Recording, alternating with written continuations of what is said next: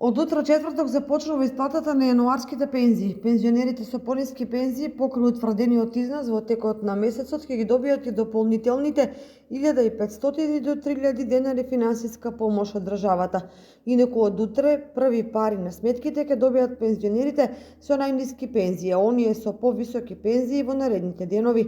Пописот спроведен пред 2 години покажа дека од вкупно број граѓани што живеат во земјава, вкупно 1.831.712 со наполнети 65 години се 319.199 или 17,4% од вкупното население. Неповолно е што во 2025 година процентуално оваа старосна група ќе порасне на 19,1% од вкупното население. Во 2050 ќе биде дури 32,1%, што е показател дека нацијата пребрзо старее.